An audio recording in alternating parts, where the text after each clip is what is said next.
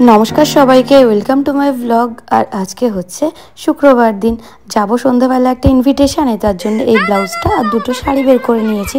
যে এই ব্লাউজটা পরবো, কিন্তু শাড়ি কোনটা পরবো?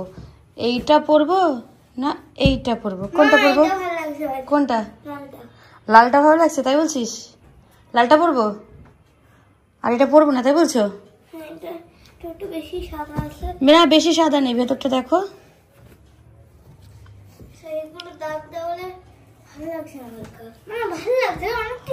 অনেকটা ভালো লাগছে,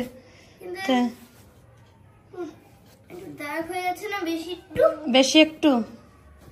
তাহলে হ্যাঁ লালটা পরবো। আচ্ছা তাহলে কিয়ান বলেছে এটা পরা যাবে না, এটা সুন্দর, কিন্তু কিয়ান যেহেতু বলেছে লালটা, তাই মাম্মা পরবো লালটা। আর আজকে আমরা কোথায় যাবো? পলকের জন্মদিনে। চলো তাহলে রেডি হওয়া যাক।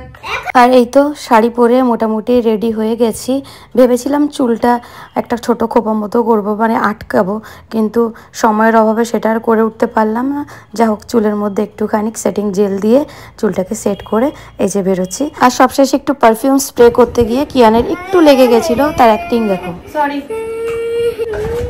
কিয়ানো রেডি, কিয়ানো রেডি।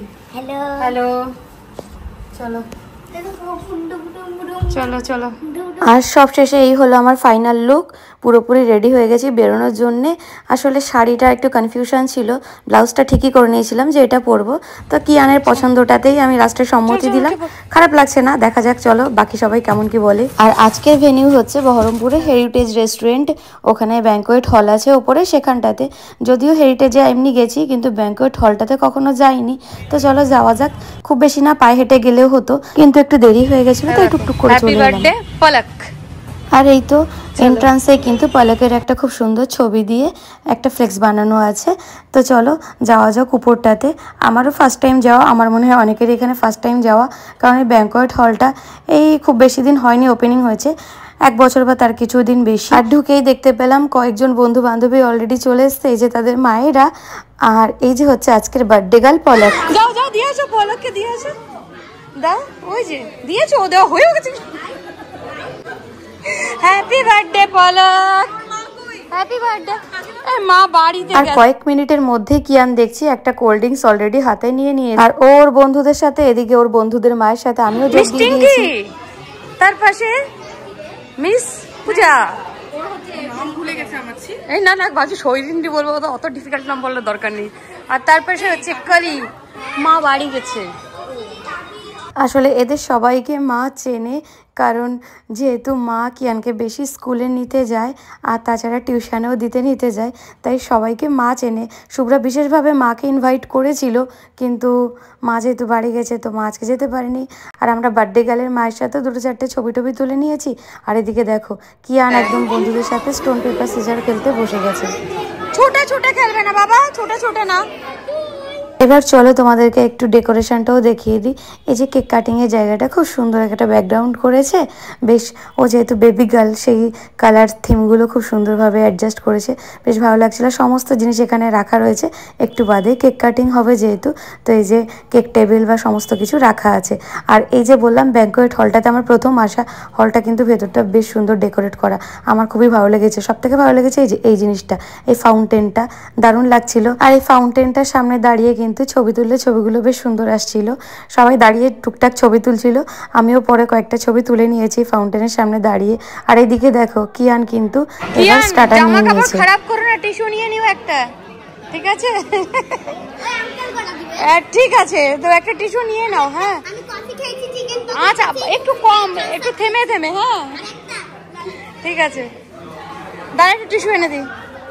আর যখন টিস্যু আনতেই যাচ্ছে কিয়ানের জন্য, চলো তোমাদেরকে একটুখানি স্ন্যাক্স কাউন্টারগুলো দেখিয়ে দিই। এই যে ওর আরেক বন্ধু অর্ণেশের মা, আসলে এখন ছেলের বন্ধু আর তার মায়েরাই কিন্তু মায়েদের বন্ধু হয়ে গেছে। আজকে এখানে ছিল স্টার্টারে, এই যে এটা ছিল হচ্ছে লেমন চিকেন আর সাথে ছিল অবশ্যই কেচাপ, আর এদিকে হচ্ছে চিকেন ড্রামস্টিক ছিল, তো আমি ওটা একটা নিয়েছি, এটাও একটা নিয়েছি। আর প্লেন জল ছিল, কোল্ড ড্রিঙ্কস ছিল, আর ছিল হচ্ছে কফি। তো এই হচ্ছে আজকে স্ন্যাক্স আইটেমের মধ্যে ছিল। আর স্ন্যাক্সটা এনজয় করতে করতেই সবাইকে বার্থডে কেক ডিস্ট্রিবিউশন করা হচ্ছে, কারণ এখন কেক কাটিং সেরেমনি হবে। চুপচাপ দাঁড়াবে, তারপর কেকটা কাটা হবে। আসলে বার্থডে গার্ল ভীষণই শাই প্রকৃতির আর চুপচাপ, যার জন্য বাকি বন্ধুদের লাফা যাবাতেও ভীষণই চুপ করে আছে। বাবু সবাই ওই দুই সাইড দিয়ে দাঁড়াবে, সামনেটা না।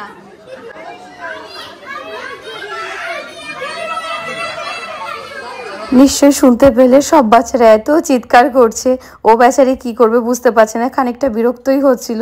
মানে ওর বার্থডে, ওর থেকে বেশি সবার চিৎকার যেন এখানে শোনা যাচ্ছে।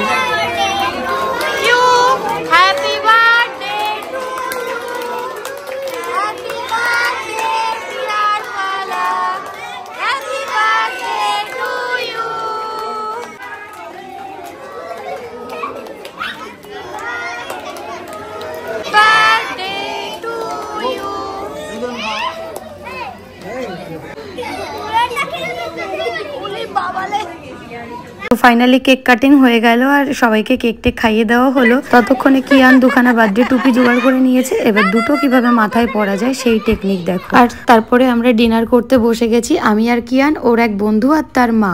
আর দুই বন্ধুর কথোপকথন শোনো, অজ্ঞান হয়ে যাবে। তোরা এই কর, ও বলছে থালা ধুতে পারি, ও বলছে বাসন মাজতে পারি, বাসন মাজতে হবে। যা ওকে সব করতে করতে ততক্ষণে পাতে পড়ে গেছে স্যালাড, বাটার নান, আর হচ্ছে পনিরের একটা কারি ছিল, কি সম্ভবত যায় না, কিন্তু দারুণ টেস্টি ছিল। আর তারপর পরেই ছিল হচ্ছে মাটন বিরিয়ানি আর চিকেন কষা। মানে প্রত্যেকটা খাবারই ভালো, এমনি হেরিটেজ রেস্টুরেন্টের খাবার খুবই সুন্দর। আর বার্থডে গার্লের মা বাবার আতিথেয়তায় সেটা আরো অনেক বেশি সুস্বাদু হয়ে গেছিল। আর এখন বাড়ি ফেরার পালা। হ্যাঁ খেয়েছে খেয়েছে, ঠিক আছে। মেয়ে কই তোমার? পলক কই? যা পলককে বলে একটু খুঁজে পাচ্ছেন। হ্যাঁ হ্যাঁ যাবো, মা বাড়ি গেছে আমার একটু ছুটি দেওয়ার জন্য।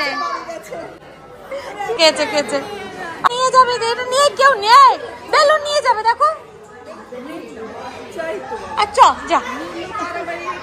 আর এই তো আসার সময় 4টে বেলুন নিয়ে আসছে, তাও আবার পলকের মুখে একটু পাঞ্চ করে দিয়ে তারপরেই আসছে। আসলে ওদেরকে নিয়ে যাওয়া মানে একটা যুদ্ধ জয়ের সমান। আর এতগুলো বাচ্চা যখন একসাথে হয়, সে মায়েরাই বোঝে তাদেরকে সামলানোটা কতটা কষ্টকর। চলে এসো, টাটা টাটা, সাবধানে যাও। আর ওই তো ওর বন্ধুর মাকে টাটা করে এখন আমরা ঘরে ঢুকছি। এখন ওই রাত্রি 10:30 মতো বেজে গেছে। আর এই তো দীর্ঘ অনেক দিন বাদে আজকে একটা দিন একটু হাসি খুশি করে কাটানো হলো।